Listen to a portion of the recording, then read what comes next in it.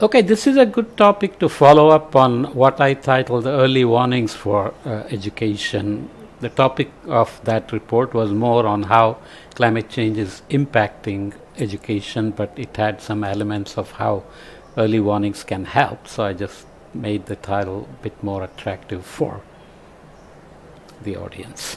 So this one is more about climate change education and what are the curricular considerations and how to make it resilient to vagaries of changing curricula, as well as essentially how to make lower level educations, primary, secondary, tertiary, be more action oriented to train people to act for people, for the planet, and so on. So it's a tall order, but I will briefly go through this nice report. It's a long report. You should read it if you are interested in further details. Where am I? I need to close this. I recorded this actually, and I screwed it up by picking the wrong source of sound, and it let in all the ambient noise, so I have to unfortunately redo it. But this happens when you are doing these things. Whenever I find free time, I try to do this, and I should be more careful, but obviously I'm not. Otherwise I would have been a successful award-winning climate scientist, right? Anyway, education and climate change, learning to act for people and planet. This is by UNESCO Global Education Monitoring Report, Climate Act 13, Climate Action, so that's the SDG color band there, and other organizations. A cute little girl, looks like from South America, carrying a little pine tree seedling to plant somewhere. So this is what we mean by climate action oriented education, so that the kids are involved on understanding climate change, maybe in the local context, and they understand mitigation and adaptation by getting involved in little projects like this. So can you train them to be ambassadors of action as they grow up and go to higher education and leave campus in the end, and so on, or leave earlier based on the socio-economic backgrounds? I'll read the short summary and then we'll run through some nice figures and read the recommendations at the end. I'm going to be very brief, okay? How can education lead to climate change action? Despite strong evidence on the impact of education on other development outcomes and the role it plays in developing professional capacity for sustainable development transitions, education is often absent from other sectors' strategic policy planning and financing considerations. The Global Education Monitoring Report is introducing a new series to advance dialogue on the interrelationship of education with other sustainable development goals. Okay, so I will not read on the details. This is a series of reports. We are reading one of them. I already did the other one in the previous podcast. Only 7% of references to climate change in primary education in the UNFCCC country submissions focused on social and emotional learning. United Nations Framework Convention on Climate Change is coordinating all the global negotiations, and of course UNESCO is the United Nations educational, scientific and cultural organization. So there is a positive association between education attainment and unsustainable consumption levels, as well as inconclusiveness of much research on the direct impact of education on climate change adaptation and mitigation actions, and this has in part contributed to education receiving low priority in global and national climate change agendas. Life is complicated. Getting a good education and a good job may make you feel immune to climate change, and you think it's not your problem, and maybe there is an extrinsic versus intrinsic quality where some people always care about the environment, some people focus on image, power, etc., etc. It's complicated. This paper argues that climate change education needs to adapt to fulfill its potential to create ambassadors for action. Education paradigm cannot rely solely on knowledge transfer, but needs to focus on social and emotional and action-oriented learning. So lots of good things, a lot of efforts. Let's read off the key messages. The education's role in combating climate change is not given the space it deserves in international agendas. Curriculum content needs to be monitored to better understand country efforts on climate change education. Climate change curriculum content is not balanced. So about 50% of the maximum possible score was reached by 76 countries analyzed in terms of green curriculum content across grades 3, 6 and 9. Okay? Education systems tend to focus on imparting climate change knowledge but not necessarily on what to do with that. So action-based education is needed. A higher level of education tends to be associated with a higher probability to engage in adaptation actions. Even in India, little education, even a few grades of education to women, girls, makes them grow up and be better at adaptation and responding to early warnings, as we will see later. A higher level of education does not appear on its own to motivate mitigation action. This is why education is not considered in the big plans often. Education can mitigate climate change indirectly through its impact on demographic growth. So educating girls makes them, delay their marriage, increases year of education, and was most significant driver of reduction in childbearing between 1993 and 2014 in Bangladesh. Basically, educating girls is the best contraceptive we know of. Multiple sectors rely upon formal, non-formal and informal education to increase capacity for climate change adaptation and mitigation. Students and youth are calling for improved climate change education. It says climate change, but climate change. I have a podcast on eco-anxiety and whether it's rising, and youth and students are affected by it because it's their future, and maybe we are using too many hyperbole and alarmist messages to convey climate change impacts and the future, but nonetheless they feel anxious, so we need to educate them to say what they can actually do about it, right? Campaigns around climate change aim to raise awareness among adults, which is useful, but again it doesn't always translate to action or sustained action. One action bias, quick response, and then sliding back to business as usual is very common. Climate change related disasters disrupt education, which was the topic of the last podcast, where we talked about how early warnings can help. Climate change and education are interrelated, as we said. You can see the schematic here. The role of education in addressing climate change is critical, but not sufficiently mobilized. Education can exacerbate or mitigate climate change. So this is tricky. So informal, non-formal, and formal. Excuse me.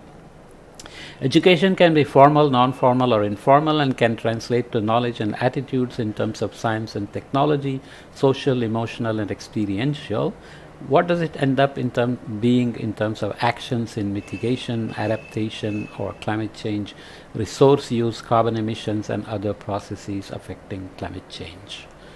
Right? And it feeds back to climate change impacts, income and livelihood loss, education attainment and achievement, which should have again an impact. So you need some way of understanding what education is doing or not doing, whether it's having a positive impact or negative impact, whether it's producing action heroes or not, and so on. Climate change is disrupting education systems and outcomes, as we discussed already in the previous podcast. Formal education needs to transform to advance climate change mitigation and adaptation. So it's not just about pedagogy, but actual problem-based, project-based learning, team building, communication, etc. on how to get engaged in climate mitigation and adaptation. Climate resilient education infrastructure needs to be prioritized. This is happening in some places like Indonesia. We'll see again and again that countries that are not necessarily responsible for climate change so far are now much more vulnerable, so they are responding better in terms of policies, education, curricula, and infrastructure as well. Okay, education tends to improve knowledge, attitudes, and resilience, but not enough. So if you look at students' scientific knowledge, that varies widely between countries. So this is about melting permafrost affecting the Earth's climate in terms of how many students gave correct answers versus roof gardens reduce carbon dioxide removals in the air in terms of correct answers. So you can see the puzzling response patterns. New Zealand, which is a small, rich, highly educated country, is high on permafrost information but low on roof gardens. And Singapore is up here, which is highly vulnerable, small, tiny state, which depends on the neighbors and the world for everything. So it's highly sensitive to climate, and hence climate education is well advanced.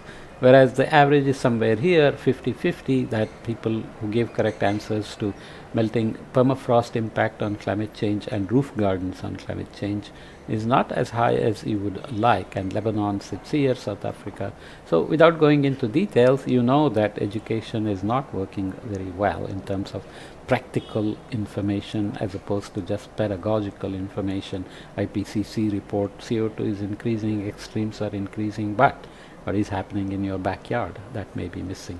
Most students are taught about climate change in schools, but their scientific knowledge varies. Again, we are looking at students who reported that looking after the environment was personally important to them versus students whose school principals reported formal curriculum for climate change and global warming. So the relation between education and interest in getting engaged is not very high in terms of correlation. It's fairly flat. You would want increased principals, curricula, report on curricular engagement in climate change and global warming should increase students who are interested in getting personally involved. So, Romania is high here but low on this one, Belarus is high here but low on this one, and so on and so forth. Most students are taught about climate change in schools in richer countries, but their scientific knowledge and concern for the environment vary. They may be rich who think they are not vulnerable, or they are poor but they think they really are going to do something about it. So again, personally important versus principals who reported on formal curriculum,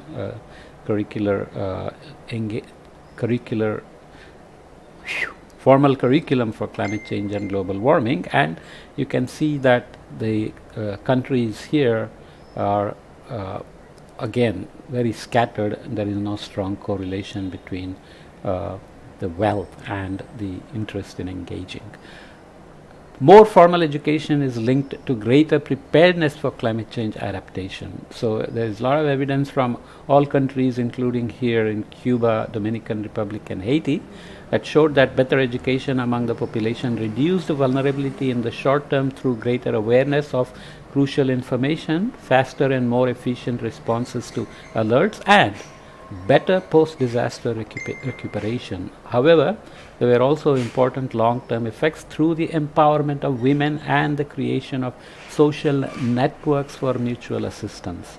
So the cascades of education are really positive reinforcements and a virtuous cycle as opposed to a vicious circle. Okay. Education empowers women to make childbearing decisions, as we said. We can read a little bit again. While individuals in rich countries bear the main responsibility for climate change due to their unsustainable consumption and production patterns, rapid population growth in poor countries is also a growing challenge. Two main drivers increasing greenhouse gas emissions are increasing GDP per capita, 2.3% per year over 2010 to 2019, and population growth 1.2% per year between 2010 and 2019. But education, as we read before in Bangladesh and other countries, even in India, shows that each year of education can reduce the number of children they give birth to. Okay, and fertility rates are tremendously low now in many states in India. They are below replacement, so India will hit peak population soon. China has already done so. Many countries are trying to pay women to have kids, but they are just not going to do that just because you pay them money. They have other things to worry about, right? Like having fewer kids and giving them more wealth, which can lead to increased consumption and bad for global warming. So it's complicated. People tend to believe that climate change will cause a greater deal of harm to future generations than to themselves.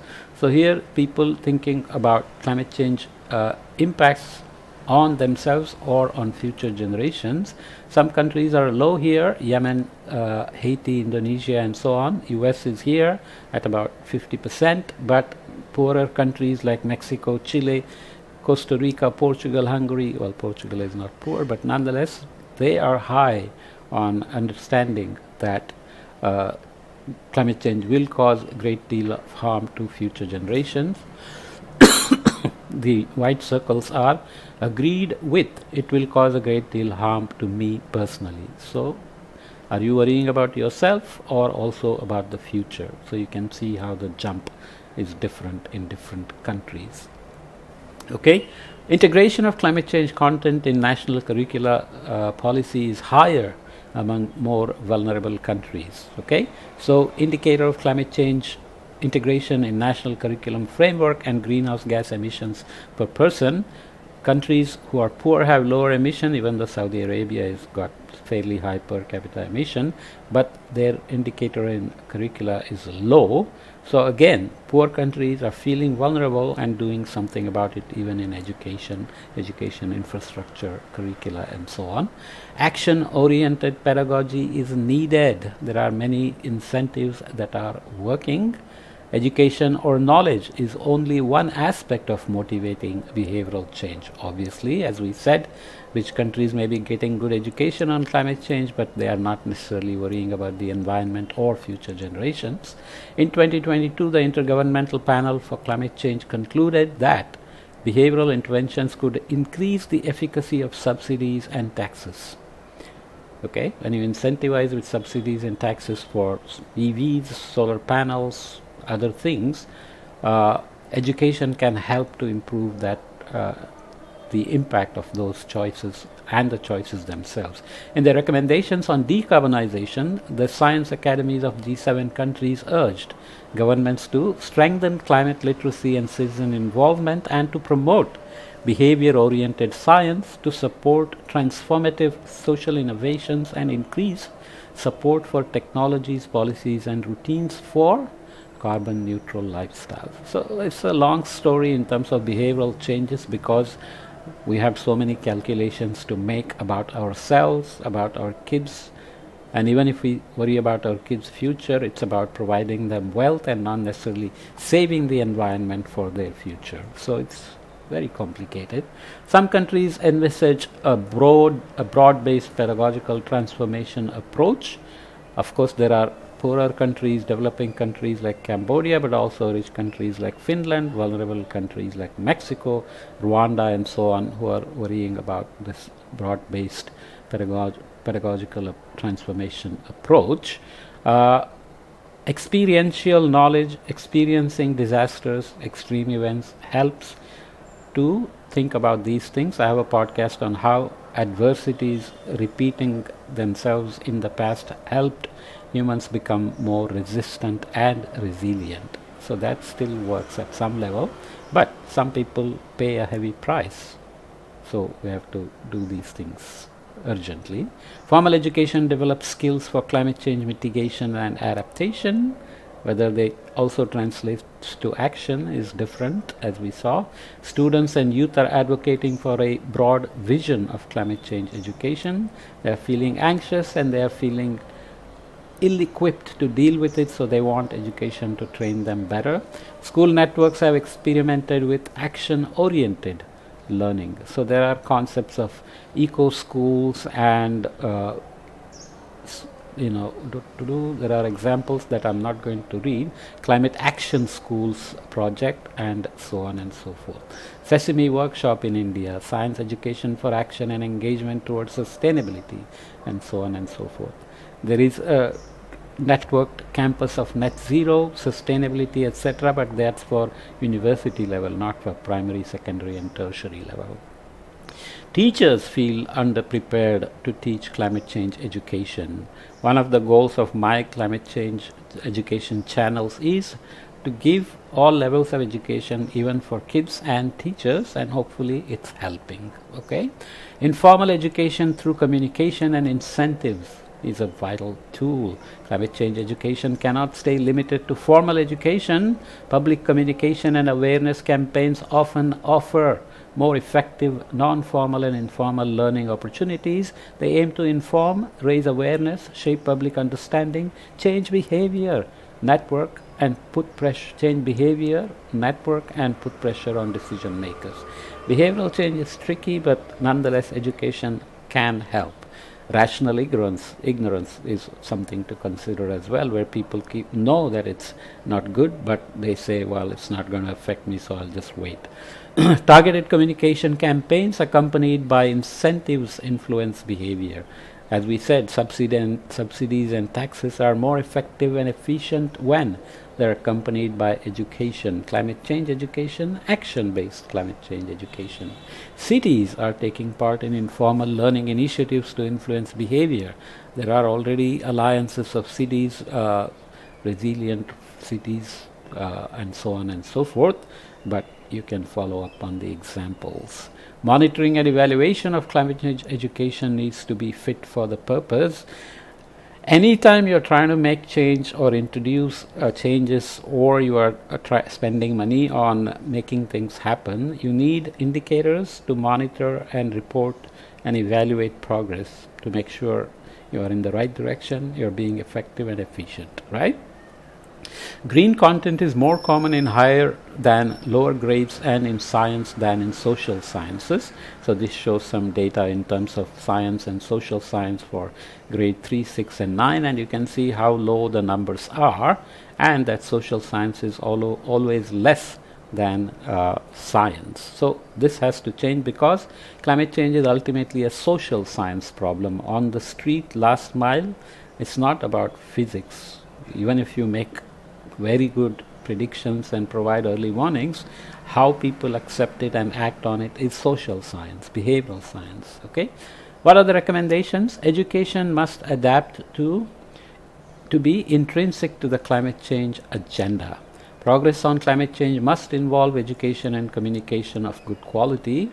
A growing collective of education advocates are highlighting the need to prioritize and fund climate change education, and there are various incentives that I won't read.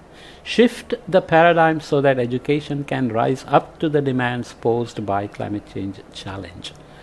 So it's not just about what we talked about before in terms of making schools resilient, making children deal with the extreme events and come to school and learn, but also keep track of what is coming on the horizon and how to continue to sustain the resilience, mainstream that part into fiscal policies and budgets. So climate change education needs to be more deeply integrated into the curriculum across multiple subjects with adequate educator training support. And there is an excellent project called tropicsu.org, tropicsu.org, which provides resources for teachers to develop lesson plans on climate change into disciplinary core courses like science, math, biology, chemistry and social science and so on. So check it out.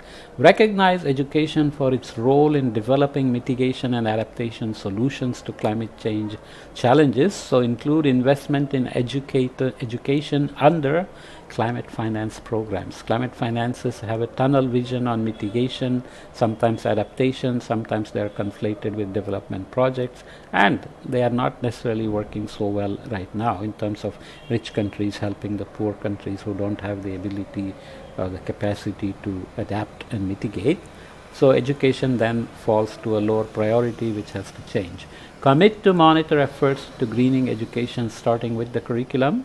So debate and agree on the proposed indicator methodology while they consider future improvements. Education is a wicked problem. Society gets involved, and educators and society communities may not agree. Embark on a process to provide their documents for analysis in terms of monitoring, reporting, evaluation. Consider setting national targets on the agreed indicator for 2030 so that you are sure to to be on the right track and spending money in the right way and making progress. Okay, hopefully this recording is clean and nothing is wrong, because again, last time I talked for 26 minutes and the recording turned out to be a little corrupt. It was clear enough, but I hated the buzzing noise of the fans. It's hot, but this will be hopefully clean. See you in the next topic, which should be, let me see if I can give you a quick hint on that, which will be climate services for farmers at multi-decadal timescales, which is about adaptation of crops, planning for the future. Okay, see you.